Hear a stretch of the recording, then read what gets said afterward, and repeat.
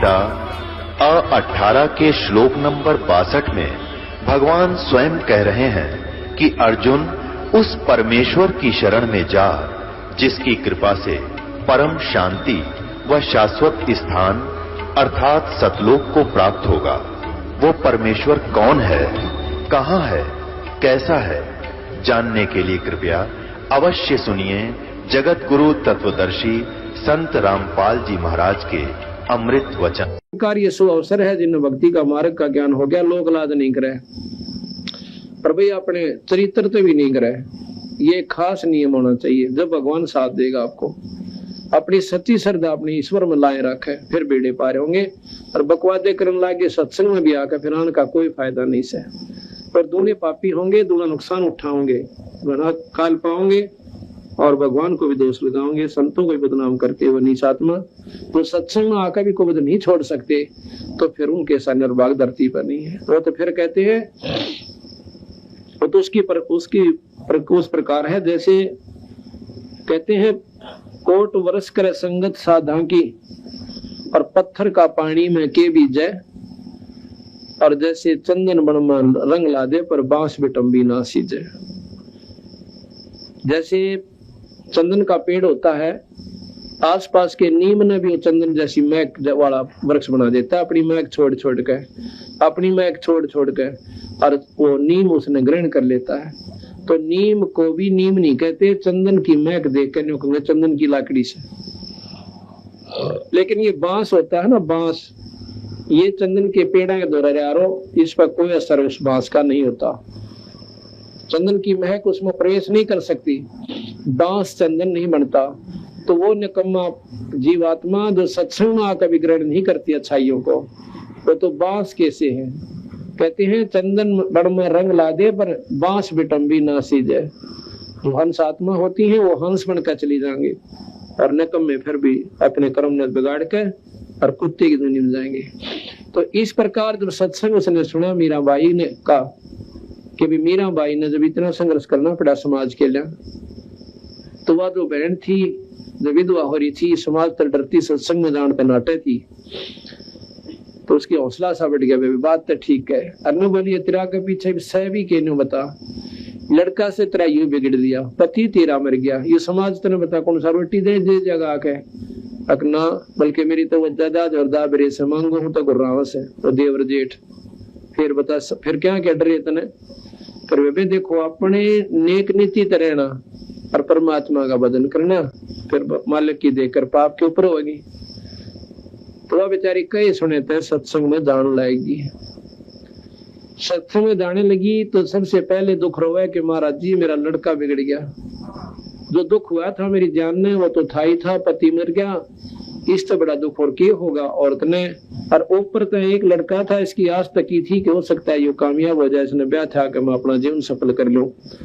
पर ये जमा बिगड़ रहा है, इसकी शराब यो पीवे, सुल्फा यो पीवे, और बोलूं तो छोम आ जावे।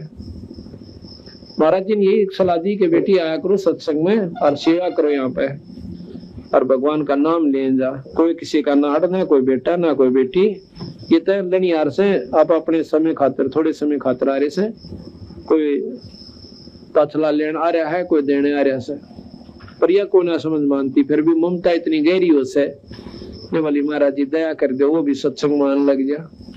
तो उन्होंने ये कहा तो सच्चे मन तो लगी रहे, सारे काम हो जाएंगे। बेबे तो कच्चेपन में आ गई तो फिर कुछ भी कौन बढ़े। अगना महाराज जी मन तो पूरा ज्ञान हो गया, मैं तो अपने उद्देश्य बोलूं को ना, और वो भी आ जाएगा तो बहुत अच्छी बात से लड़का। तो क्या हुआ, वो लड़का गंदे बच्चों की संगत में बैठकर चोरी करया करता है। उसने क्या सोचा उसके साथियों ने कि वे छोटी मोटी चोरी तो काम नहीं चलता, वो पूरी बरकत को नहीं होती। इब कह राजा के महल में चोरी कराएंगे और रानिया के हार 1-1 9 लाख का बताओ से, और अपने मुंह में पानी भरा मीठे, अपने मुंह में मीठू बन दे बड़ी बुच्चा ना सोची राजा का महल वो होया करे। से थोड़ा में उठने पाए कूद कर जाके ठा लिया किसी के सौदे ने। पर उनकी बुद्धि इतनी भ्रष्ट हो ली क्योंकि उनका अंत भी आ लिया था। तो सारे उसके साथियों ने समेत उस लड़के ने, मैन के लड़के ने जो सत्संग में जाती थी,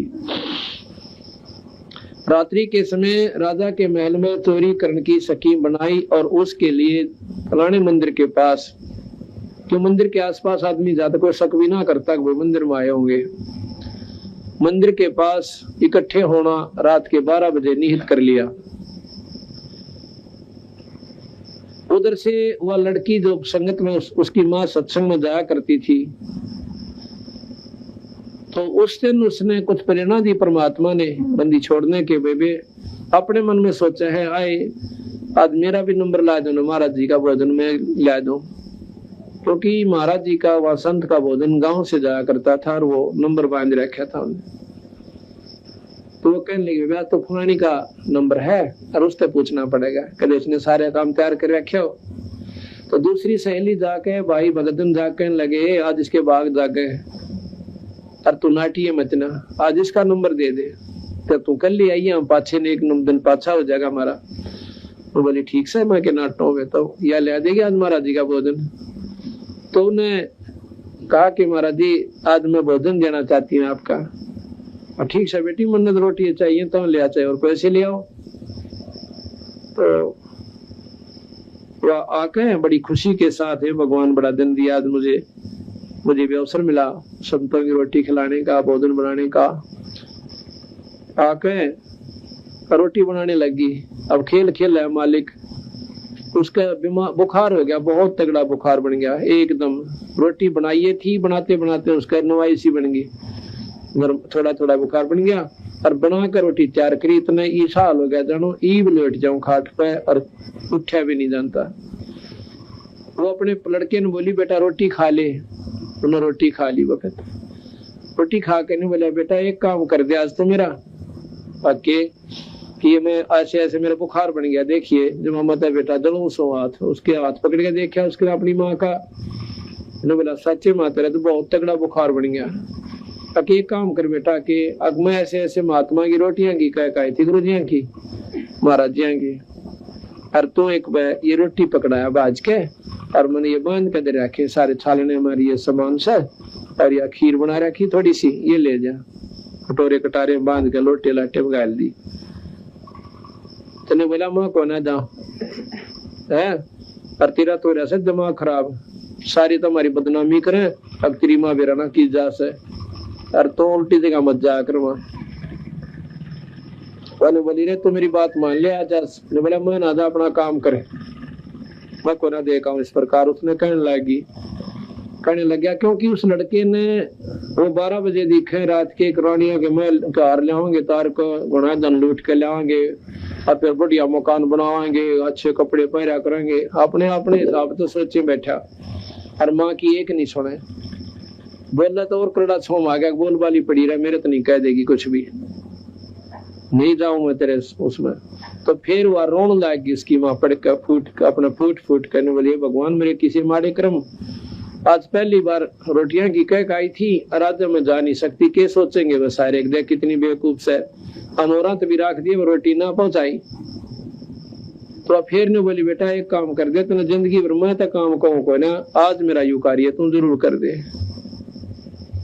उसने सोचा ये बता दिन छप्या से थोड़ा समय हुआ है, और तुम जल्दी सी खवा का आ जा। उसने देकर रोटी आ जा, अन्ना जो ना सारी रात रोड़ा रखेगी।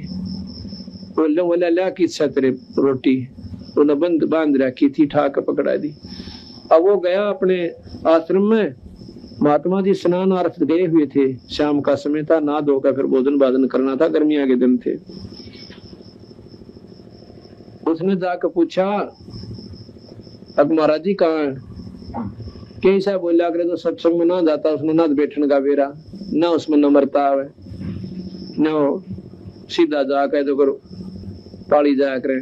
और सत्संगिया ने नहीं बोला, कित गया थारा महाराज जी?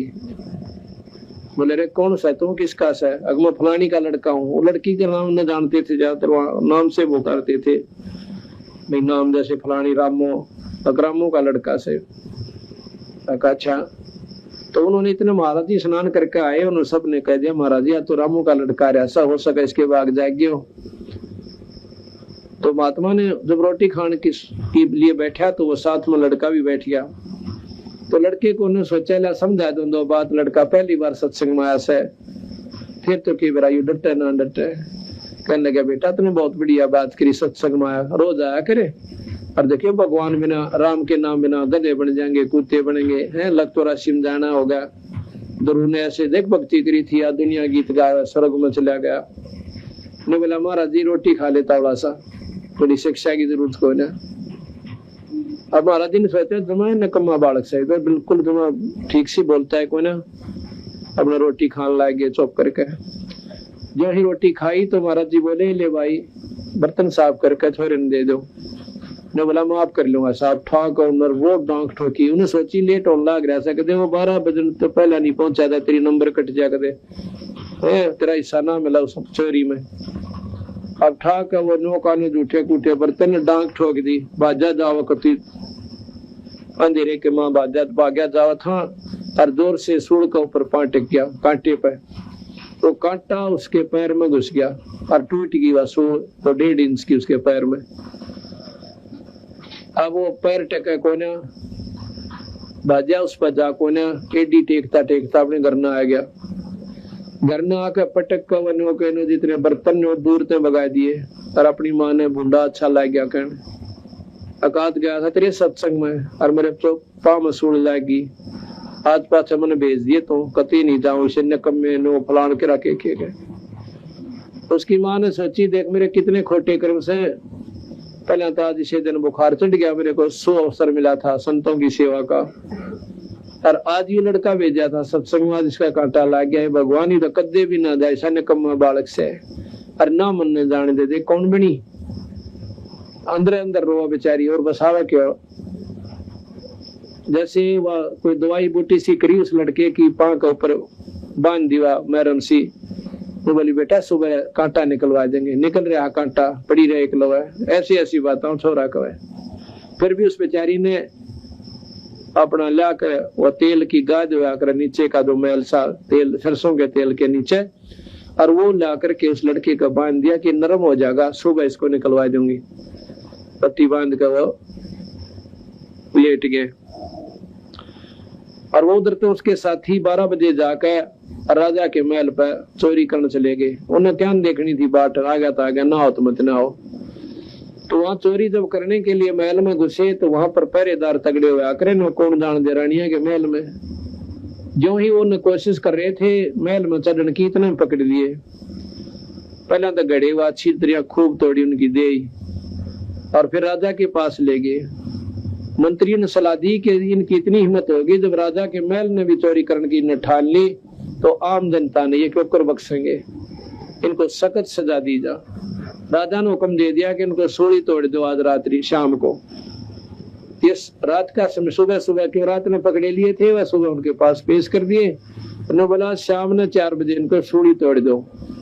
सूली कैसे तोड़ा जाता था, एक जहर में बुझा हुआ सुआ हुआ करता 2-1.5 फुट का 3 फुट का और उसको एक चकड़ी सी होती है काठ की, वो काठ की मतलब सर्कल सा होता है न गोल गोल पटड़ी सी, जिस पर आदमी आराम से बैठ जा और उसके बीच में सुराख होता था सुबह जितना।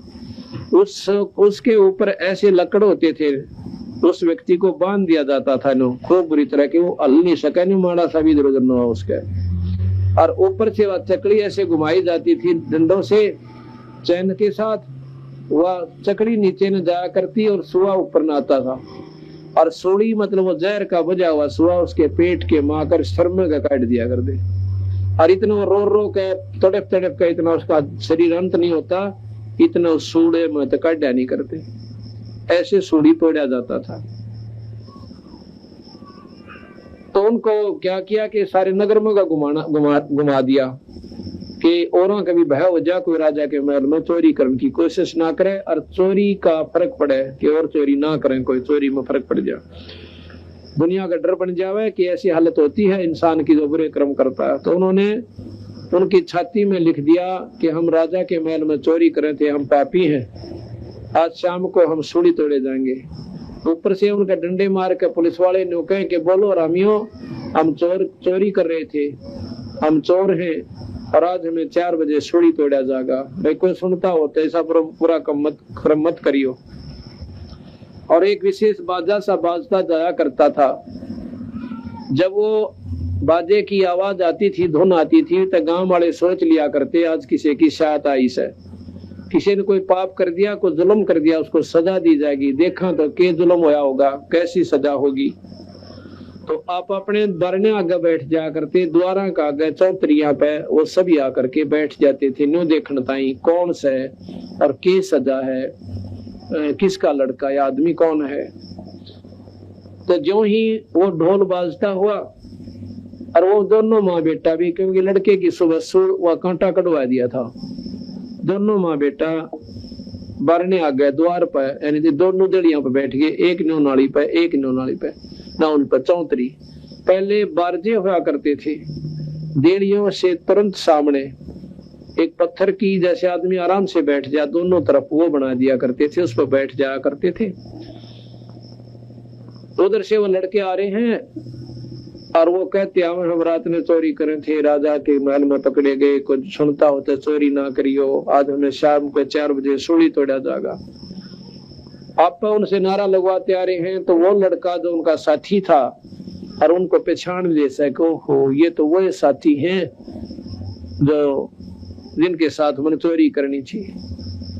अब वो बाजा बाजता हुआ आगे चला गया और वो लड़का अपनी माँ की कौड़ी भर के छाती का लायक है और फूट फूट कर रोने लग गया।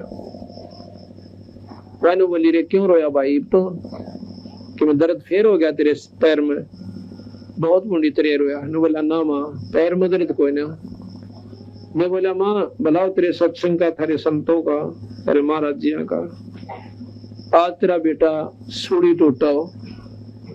मैंने बोली रे कदे तो 16 बोलिया करने रबाग क्यों टूटा? सूली टूटो हमारे देश में मेरा बेटा क्यों सूली टूटा है? अग्नि मैं सच्ची बताऊं स्वाद मैं बहुत नीच आत्मा हो गया था। अगर काल में सत्संग में नहीं जाता और मेरा ये कांटा नहीं लगता तो मैं भी इन साथियों के साथ चोरी करने के लिए और राजा के महल में जाता और मामा पकड़ा जाता।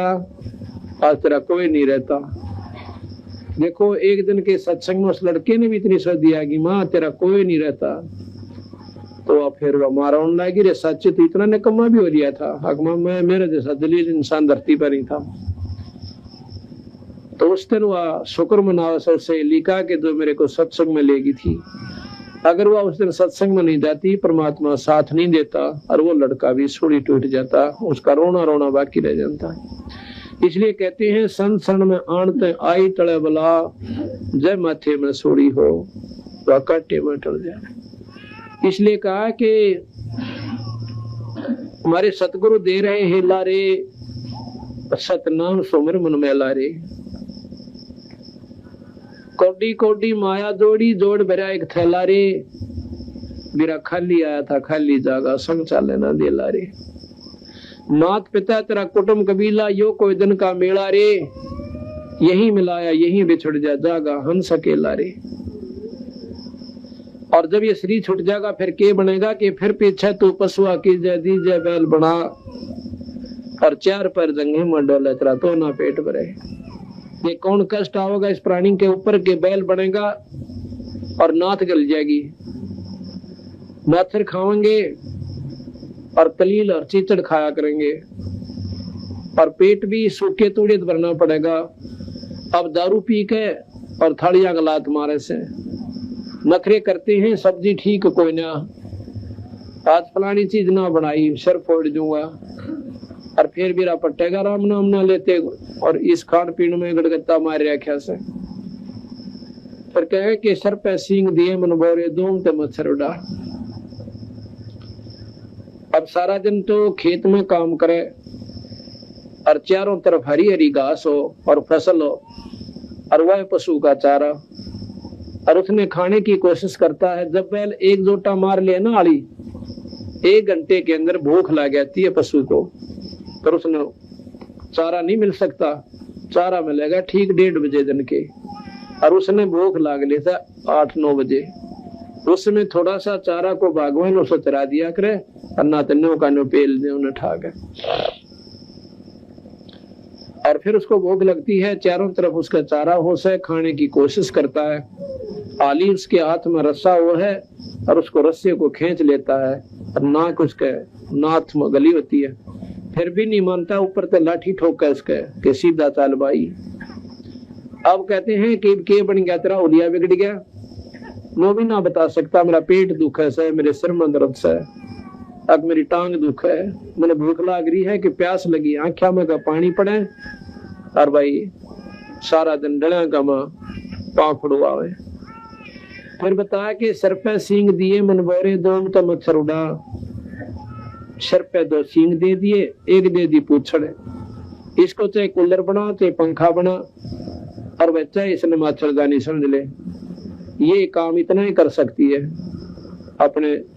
अपने पेशाब में गोबर में बेका अपने दांत पर मारे जा, और जितना शरीर गिल्ला होता है उतने मच्छर ज्यादा लड़ा करें, दोनों अच्छी तरह खाया करें उस पशु ने।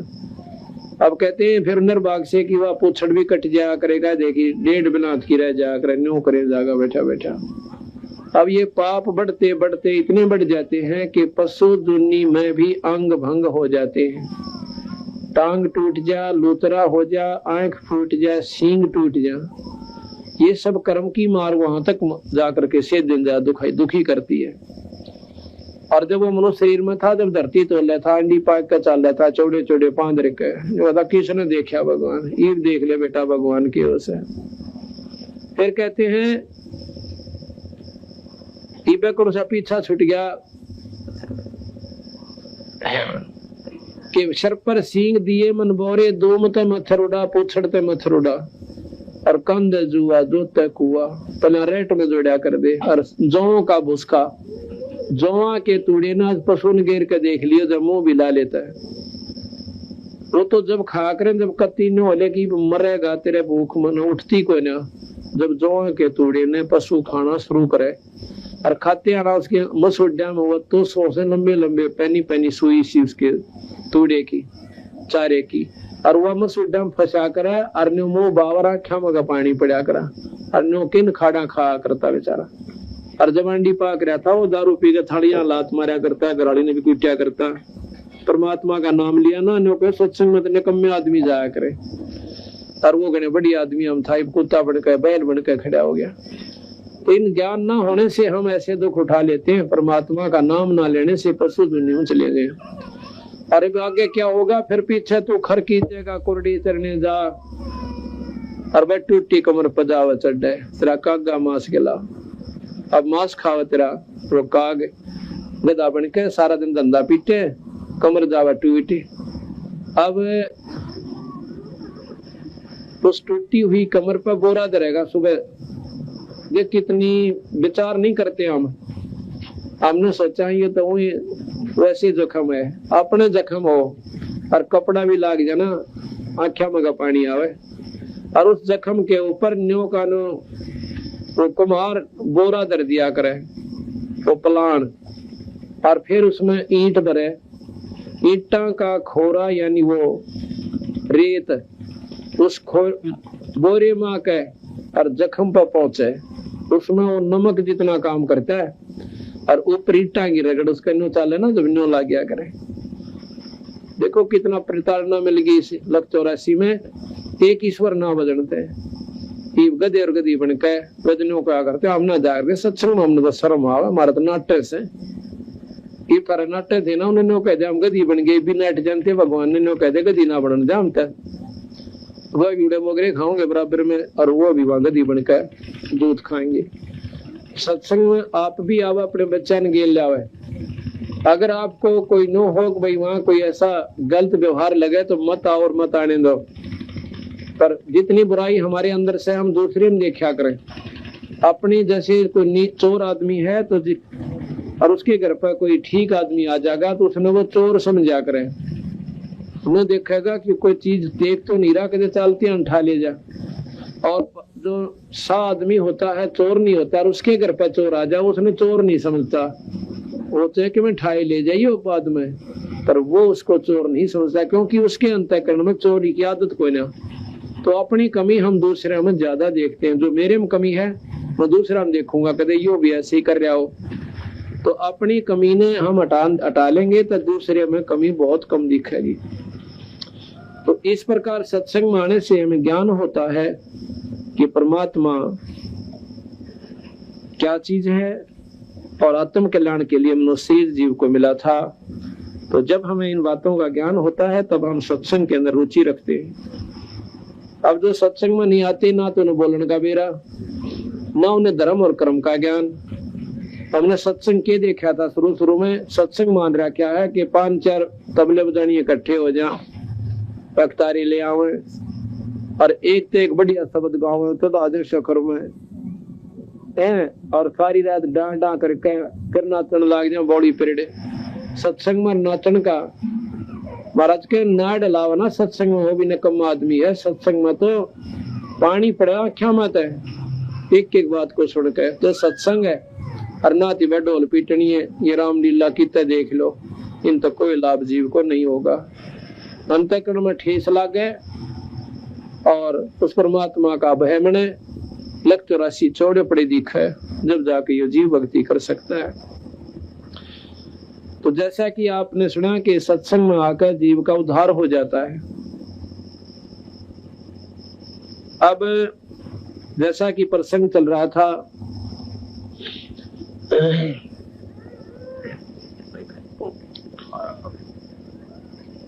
धन धन सतगुरु सत कबीर भगत की पीड़ मिटाने वा। धन धन सतगुरु सत कबीर भगत की पीड़ मिटाने वा। भगत की पीड़ मिटाने वाले, भगत की पीड़ मिटाने वाले। धन धन सतगुरु सत कबीर भगत की पीड़ मिटाने वाले। रहे नल नील जतन करे आर, तब सतगुरु से करी पुकार। रहे नल नील जतन करे आर, तब सतगुरु से करी पुकार। जा सतरे खाल खे अपार, सिंधु पैसला तराने। जा सतरे खाल खे अपार, सिंधु पैसला तराने। आड़े धन धन सतगुरु सत कबीर भगत की पीड़ मिटाने। आड़े धन की पीड़ मिटाने वाले, भगत की पीड़ मिटाने वाले। धन धन सतगुरु सत कबीर भगत की पीड़ मिटाने। धन धन सतगुरु सत कबीर भगत की पीड़ मिटाने। डसी सरपन जब जा पुकारी, इंद्रमती अकुड़ा। डसी सरपन जब जा पुकारी, इंद्रमती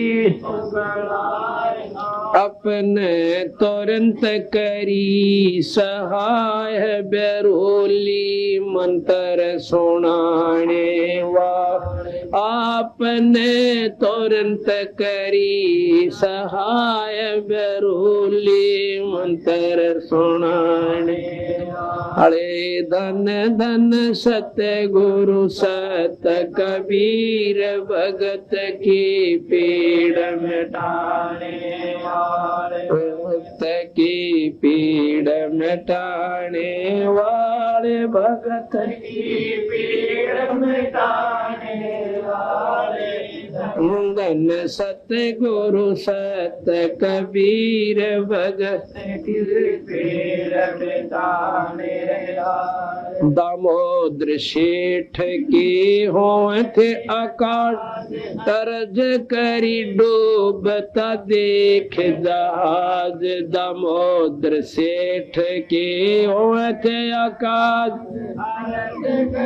डूबता देख जहाज लाज मेरी रखियो गरीब नवाज समुंदर से पार लंघाने वा लाज मेरी रखियो गरीब नवाज समुंदर से पार लंघाने वा धन धन सत्य गुरु सत्य कबीर भगत के पीड़ मिटाने वाले धन की पीड़ मिटाने वाले भगत की पीड़ मिटाने वाले धन धन सत्य गुरु सत्य कबीर भगत की पीड़ मिटाने कह कर जोड़ दीन ब्रह्मदास दरस दे पूर्ण करियो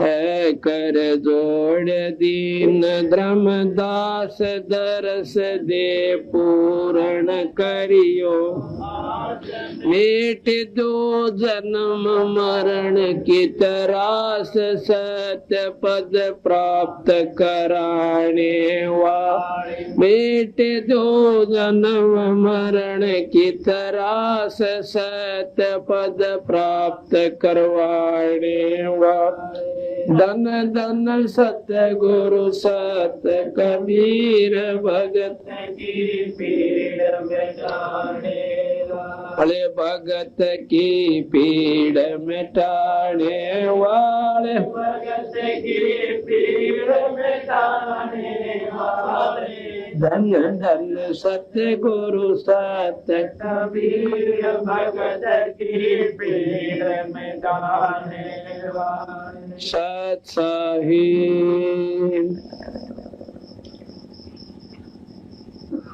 अब जैसा कि रहे नल नील जतन कर हार तब सतगुरु से करी पुकार जा सतरेखा लखी अपार सिंधु पर शला तराने वाले। ये हमने आपको प्रथम दिन सुनाया था कि भगवान राम से भी पुल नहीं बंधा था और नल नील भी छिक लिए थे, उन पर भी पुल नहीं बंधा था।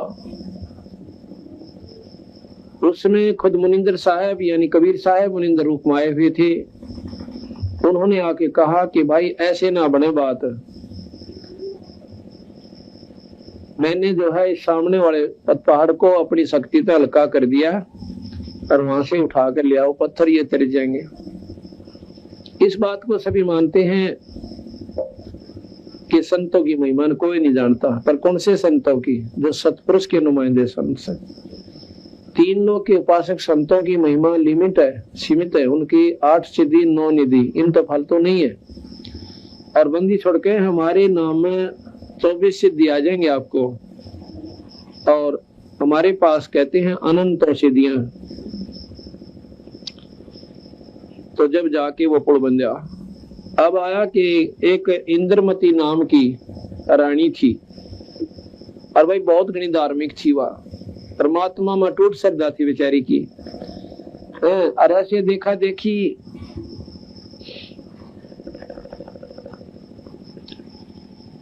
किसी संत से उसने ज्ञान हो गया, उसने उसको कह दिया कि बेटी व्रत रक्षा कर दो। और अच्छा रास्ता वैसे बता दिया थोड़ा बहुत तो, लेकिन मुक्ति का कोई ना था। कि संतों का आदर जरूर कराया करो। तेरे पास धन से भगवान ने मौज कर रखी से अपना पाछा बोल रखा था, ऐसा तो नहीं मिल गया। आदरानी बन गई और बेबे आगे नहीं बोएगी ना बहन, कोई धर्म पुण्य नहीं करेगी तो तेने कुछ भी कोई ना मिले। तो उसने बताया कि संतों का भक्तों का जो भी तेरे द्वार पर आ जाए रोटी जरूर खुआया करे। तो उस लड़की ने ये प्रण कर लिया, उस रानी ने, कि भाई मैं 5-6 रोटी खाया करूंगी, प्रतिदिन एक भक्त ने संत ने रोटी जरूर खवाया करूंगी। मैं रोटी जब खाऊंगी जब वो खा लेगा, ताकि मेरा याद रह जाएगी और मेरा कर्म टूटे कोई ना। मैं रोटी छक लूंगी, हो सके किसी दिन मेरा याद ना रहे और ये नौकर बांधी कोई ना ख्यास करे। तो उस लड़की ने व्रत रखना भी शुरू कर दिया रोजाना का, कि जब तक संत रोटी नहीं खा ले मैं खाऊंगा कोई ना। और वैसे एकादशी का शुक्रवार का ये व्रत वो रखा करती। एक बार क्या हुआ कि कोई ऐसा समागम हो गया कि वो कोई भी संत वहां नहीं रहा, कुंभ का मेला भर गया। कुंभ के मेले पर सभी महात्मा लोग चले गए और कोई भी संत उस लड़की ने आसपास नहीं प्राप्त हुआ। रानी ने दिन चौथा निकला, वह भी रोटी खावा कोई ना, संत कोई मिला नहीं। तीसरे चौथे दिन वो अपनी बांदी से कहती है, बांदी आज या तो कोई संत ढूंढ लो, और ना तेरी रानी आज जीव कोई ना, खत्म हो जाएगी। आज आखिरी सांस से मेरा इस जन्म में खत्म हो जाऊंगी, अब मेरा शरीर कति काम नहीं करेगा। अब बांदी चिंता होगी, ऊपर मंडेरे पर अटारी पे चढ़ गई और चारों तरफ देखा है तो भगवान कबीर साहब वहां पर आ जाते हैं। बांदी नीचे आई, भाग के किता पांच टक्के के बांदी ऐसे ऐसे एक महात्मा दिखे से, दाढ़ी बड़ी हुई से, टोपी पहन रहा है और कुर्ता और धोती सी बांध रखी से। न बोलिए तो जाकर बुला ले भाग के कि साहब यो महात्मा भगत सही। तो वह गई तो उसने कहा कि महाराज जी एक बार राजमहल में चलो। तो कौन सा बेबे? अक मैं दासी हूँ, बांदी हूँ। कौन बुलावा से? एक रानी। अकाची बावड़ी। मैं क्यों जाओ रानी के बुलाया था? क्यों कि तू बांदी? और बेबे मैं उसके बुलाए चला गया और वहां पर राजा पत्नी कह देगी मैंने क्या बुलाई थी, तो आप पाया सा बांदी के कहते मैं ना जाता, वह खुद जावा तो मैं चालू।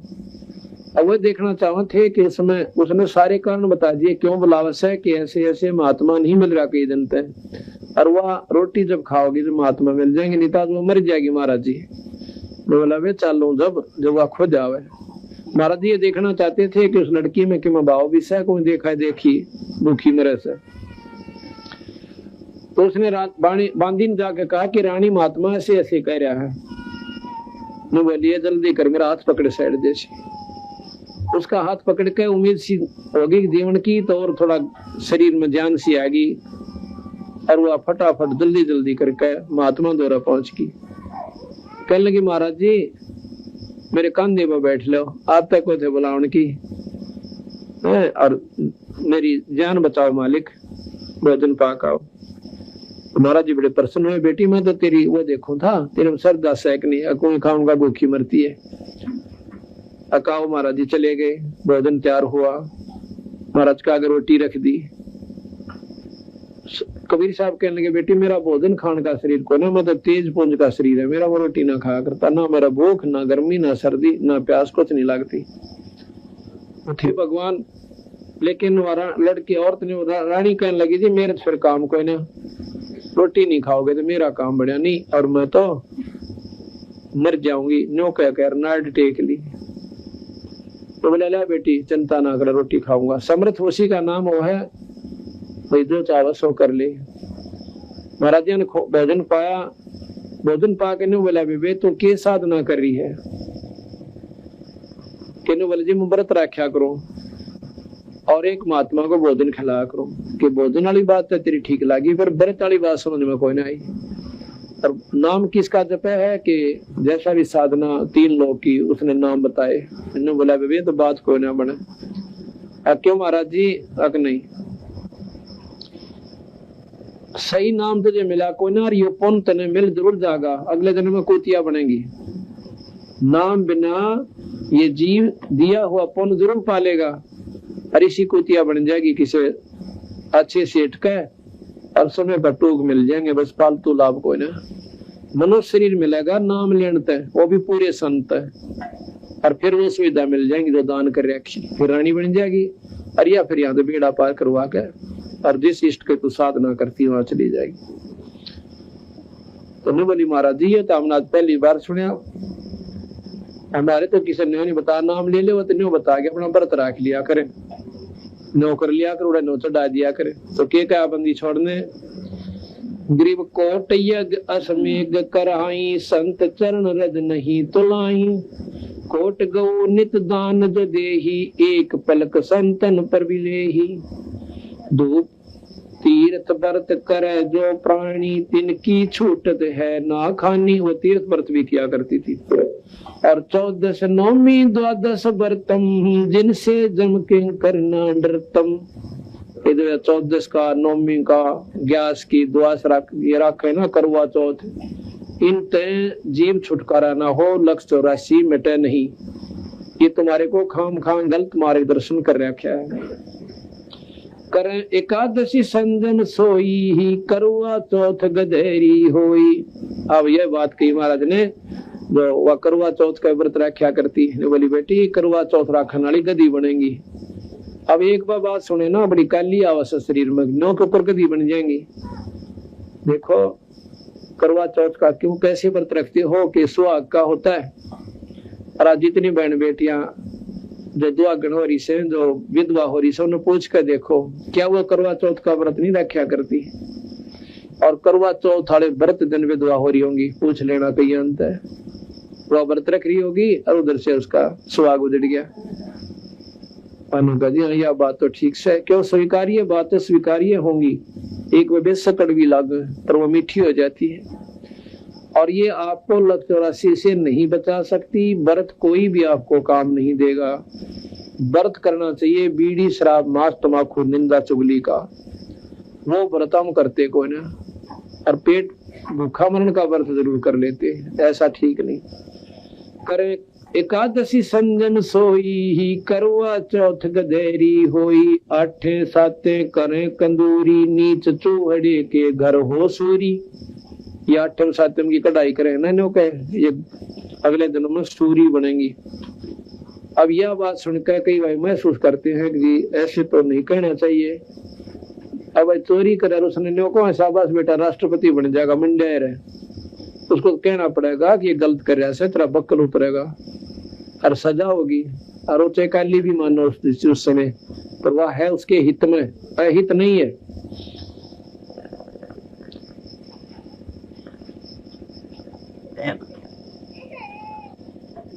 कहे जो करवा चौथ कहानी तास गधेरी निश्चय जानी। दुर्गा देवी भैरो भूता रात जगा में होवे जब पूता। करे कढ़ाई लपसी नारी डूबे बंश सजा घरबारी। कहते हैं कढ़ाई करे ना उस दिन पहले लपसी रहने करते बिना घी का हलवा रुआ माता चढ़ाया करते। अरीबी भी नहीं चढ़ा और कौन सी उसकी खातिर छौक लावे से जी रखेगी कट जा रहा टंटा मिटा अब दुख पारे से। करें कढ़ाई लपसी नारी डूबे वंश सजांगर बारी। दुर्गा जान पड़े तिस बगरम ता संगति डूबे सब नगरम। कहते जिस कॉलोनी में ना ये दुर्गा का जागरण हुआ है क्योंकि उसकी गेला सारा बगड़ डूबेगा। कैसे डूबेगा तो ख्याल से देखिए जो जागरण करते हैं माता का तो 4 बात याद रखा करें। और देखो सारे तो नहीं कहते 90% 99% आज के भगत कैंपा कोला में दारू मिलाकर पी के और फिर ढोलकी पीटन लागे सांझे। अगले बोलो जय माता दी पछले बोलो जय माता दी। मैंने नहीं सुना जय माता की तो नहीं बोला जय माता। ये 4 बात सारी रात ढोल पीट के और चले शेरा वाली लट्टा वाली और कुछ नहीं। और इस तो महाराज के ना तो कोई तरह ध्यान बनाना कोई भक्ति ना मार्ग ढोल पीट के और अगला कराने वाला हजारों रुपया खर्च कर ले सीधा गधे की जूनी में। और उनके देख कर चोचले उनके मीठे मीठे शब्द पड़ोसन और कह गया है आप भी करवा लें या उदाहरण तो भी करवा ले 20,000 रुपये लगेंगे। पीछा ही तो देखी जा क्यों सेठ करा सके बड़े आदमी उन जागरण माता का काम में कोई नहीं होता। वो तो लापसी बढ़वा देंगे माता ने वैसे कढ़ाई कर दी जय माता की बस। और बाहर गेर के बासी दलिया गली में खड़े हो गए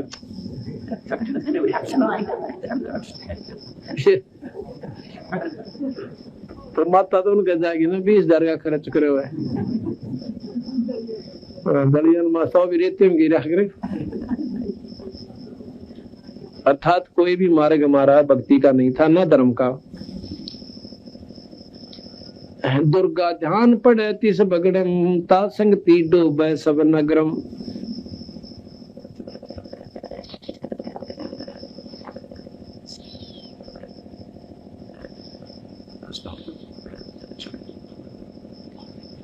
इस प्रकार महाराज जी कहते हैं कि गलत साधना बेबे अच्छी कोई ना। तो मैंने बोली महाराज जी अब आपकी बात का विश्वास नहीं होता मेरा। क्यों नहीं होता बेबे? दो नालियां पर कैसे हो गया जो तेने बनाएगी और मेरे वाली अच्छी नहीं लगती। अगली तो सारे करें इसलिए हम भी कर रहे हैं, इसलिए अच्छी लगे। अगला ये तुझे लखतौरासी में ले जाएगी ये साधना, तेरा नाम भी गलत, तेरी साधना भी गलत। और मर पड़ कर तू मान ले भगवान विष्णु शिव की साधना कर भी लेगी किसी संत के मिल जाने पे, तो फिर स्वर्ग में जाओगी, स्वर्ग भोग कर नरक में, नरक के बाद गदी और कुतिया लखतौरासी में। ये तुम्हारा कर्म बढ़िया हुआ है इस तीन लोक में, ये मटा नहीं। तो कोई ना अंदर जो है बात समावा नहीं उसकी, जल्दी से नहीं कबीर साहब की बात सुनवाती। तो वो ने बोला कि एक बात सुन ले बेबे बहन, तीसरे दिन तू मर जाएगी और तेरे सांप लड़ेगा। और इतनी करवा चौथ ने और तेरी जो है ना वह वही कमोई और दुर्गा ने इन व्रता ने खूब डाल डाली है। 30 परसों तीसरे दिन तेरे सांप लड़ेगा, तो जान तो मरेगी और यह ढाल डाली है तेरी जो साधना कर रही है। अब जब मरने का नंबर आवे है ना, जब घी बंदा जब ने सोचा है कि ऊपर बचा हो जाए। अकुमारा जी सच उतने इतना बेरा था कि संतों का वचन टले कोई ना, जो ने कह दिया वो सच्ची पाओगी, वैसे नहीं कहा करते। बोले बोली महाराज जी मेरा क्यों कर जान बचाए, अक मेरे से तो उपदेश ले और यह अच्छी साधना त्याग दे और सच्चे मन तो लग गए तो जान बचाए, ना कोई ना बचाए। कहे दोगली सी फिर पाछे तो उसकी भी धोख मार ले, उसकी मार ले, पर मैं मदद नहीं करूंगा, चाहे मरिए चाहे जीनती रही है। और मेरी शरण में आ जा, मैं मरण नहीं दो तेरे को, मेरे हाथ में ये सारे लेख हैं, कर्म के लेख न मैं मिटा सकता हूँ। महाराज की बात को इन्होंने दम के साथ सुनी, बोले उन्होंने, तो उसने स्वीकार कर ली। महाराज जी नाम दे दो, नाम दे दिया। और एक काम करना, आज से तीसरे दिन तेरे सर्प लड़ने काल आएगा लेने के लिए पहले, और उस काल का मेरा स्वरूप बना के भी आ सकता हो, क्योंकि उसने कबीर साहब से वरदान ले रखा है कि महाराज जी मैं आपका स्वरूप बना सको, मुझे ऐसा वो दे दो वरदान। तो कबीर साहब ने उसको ये अगले बना लिए। तो कहा कि जिस संस के पास मेरा नाम होगा तेरा स्वरूप काम नहीं करेगा मेरे वाला। तो बोला बेटी तीसरे दिन काल आवेगा और मेरा स्वरूप बना का होगा, तो उससे बात मत करना, वो नाम सुमन करती रहना। वैसे तो गुरुजी हमारा आदर ना करे तो पाठ का भागी होगा, पर ईब मैं आदेश देता हूँ ऐसा मत करना, आगे से करना। तो महाराज जी चले गए। तीसरे दिन ठीक 4 बजे सी काल आया और बोली इंद्रमती है, इंद्रमती कबीर साहब का रूप बना रखा। अब एक बार देखा कि महाराज जी आगे, पर वो बात याद थी तीसरा दिन तो क्या बोले थी वहां के सांप लड़ेगा। तो महाराज जी आए तो उसने मंत्र जो दे रखा था जाप करती रही। 2 मिनट के बाद उस काल का असली स्वरूप सामने आ गया। ओछा माथा, काला चेहरा, लंबे दांत, इतना बूंदा विकराल शरीर। और जब उस काल ने देखा कि तेरा तो वो शरीर ऊपर जो स्वरूप बनाया था कबीर साहब का वो खत्म हो गया, तो उल्टा चाल पड़ा कि उसने बेरा पट गया कि इसके पास तगड़ी समझ सकती है। कहने बोला ईब तो बस इतना फिर देखूंगा। चंद्रमती का पक्की दसगी महाराज जी सही कह गए थे, आज तेरी शायद थी अरी बचगी तो। और वह खुशी में अपना आनंद सोगी टलगी वाला नाम सुमन छोड़ दिया। तो के शाम के दिन छपेसी काल आया, यानी सूर्यास्त होने से थोड़ा सा पहले चांदना सा रह रहा था, और सर्प आया हरा के इंद्रमती के पांव पर डंक मार दिया। डंक मारते वह एकदम उठी तो इतना मोटा अजगर न्यू जान लाग रहा। आवाज दी सर्प लड़ गया, सर्प लड़ गया, बचाओ बचाओ। बाजे आए मंत्री राजा भी आ गया, सारे इकट्ठे हो गए। और न्यू जाता भी देख लिया कि ये गया इधर सर्प, तो उन्होंने देखा कि इधर गया सर्प और एक मोरी मांग निकल के और परले पास से निकल गया। ढूंढते ढूंढेंगे कितना ना पाया, अंतर ध्यान हो गया क्योंकि काल था वो खुद। अब लागी रोन बुरी तरह बेचारी, हाय मुर्गी महाराज जी बचाइयो मुझे बचाइए। इतने में कबीर साहब ने आते दीक्षे, महाराज जी आगे जी, महाराज जी आगे। कबीर साहब ने आकर उस लड़की का सर्प उतार दिया, जहर उतार दिया अपना मंत्र बोल के, और वह बैठी होगी, होश में आ गई, बेहोश हो चुकी थी। फिर सारा परिवार तरना में पड़ गया, बड़ी दया करी महाराज जी, जिंदगी बख्श दी। तो कहने लगा इंद्रमती, अब तुझे विश्वास हो गया महाराज जी, और ये भी बता दिया कि ये मैंने ही थोड़ा ढीला छोड़ दिया था काल को कि इंद्रमती का तसल्ली ना होगी जो मैंने बात बताई थी। अगर मैं इस सर्प को नहीं आने देता तेरे पास तो तेरे मन में न्यू रह जाओ, महाराज जी भौकाएंगे, कुछ भी ना होना था न। अरे तेरा पेटा भर गया महाराज जी, कति लो की लकीर होगी, तेरे बिना मेरा कोई नहीं दाता। अनु वाला बेटी बस डटका बदन कर, जब मैं कहूंगा ना जब मरेगी, यू काल तुझे मार नहीं सकता, मौत मेरे हाथ में है, तेरी काल के हाथ में कोई ना। तो कहते हैं 40-45 साल वाले फिर जी और जी, यानी सैकड़ों साल, 80-85 साल की होली जब, तो बीच बीच में वो अपने पति से कहा करती कि आप नाम ले लो राजा। चंद्र विजय नाम था उनके पति देव का, राजा का। अब एक तो राज और पूरी ठाठ कौन भगवान ने बजाए। नो बोला देखो मैं आपने मना नहीं करता, आप कितने तो भंडारे करो और रोज सत्संग करवा ले, पर मेरे ते नाम लेने की मत ना कह दिए, क्योंकि ये पाप कर्म बढ़ रहे थे उसके। भगवान का नाम इतना कड़वा लग गया था, उसने सुहावे नहीं था। कबीर पिछले पाप ते हरि चर्चा ना सुहावे, कहूंगा कह उठ चलना और बात चलावे। ये कामों से निर्भाग आत्मा के जिसके पाप कर्म ने बढ़ रहे। तो एक दिन इंद्रमती कहने लगी महाराज जी एक बात भी समझा दो निंत, ये मेरी तो कति नहीं मानते। महाराज बोला बेबे इब इसका सो दिमाग को ना, राज का नशा तगड़ा से इसमें।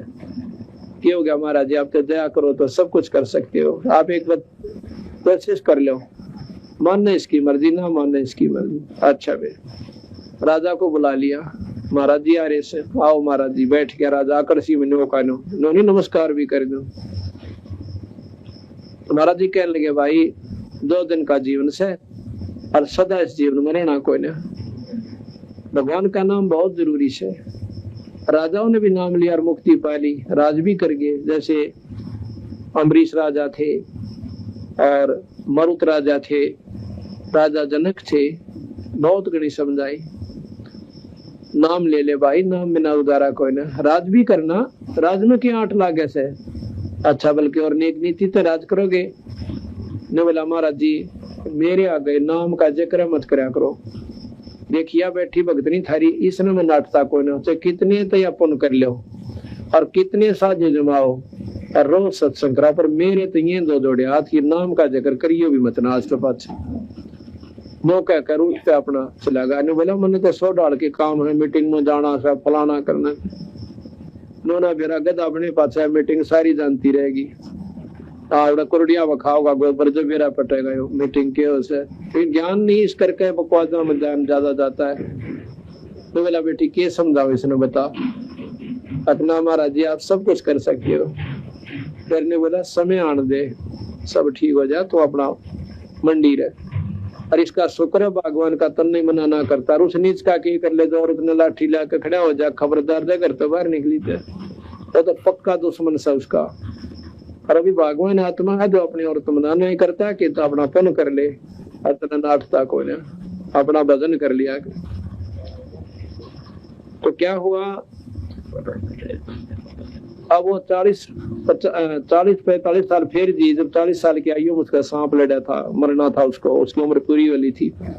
कबीर साहब की कृपा से, उनकी समर्थता से वो 85 साल की, 80-85 साल की जब बुढ़ी वाली, जब कबीर साहब ने बोले इंद्रमती के सलाह है भाई बता, सतलोक जाना चाहती है या दोबारा जन्म पाना चाहती है, दोनों मत एक फैसला कर ले। बोली महाराज जी हैं 2 जोड़े हाथ, मत अच्छे के लिए जन्माते। क्यों पता लग गया कोट जन्म तो राजा की न मिटी ना मन की आशा, और भिक्षु को तुम दर दर हांडा तुझे मिला ना निर्गुण राशा।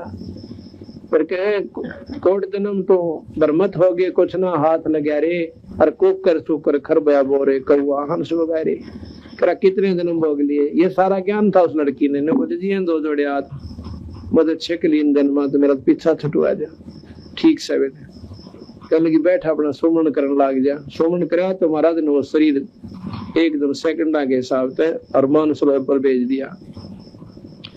मानसरोवर पे स्नान कराया और उसका जो असली स्वरूप इस जीव का आत्मा का है 16 सूर्य का प्रकाश की तरह तेजों में शरीर हो जाता है। कुछ दिनों के बाद उधर रानी के शरीर को सुहा कर दिया, फूक ताक कर फारिग कर दिया।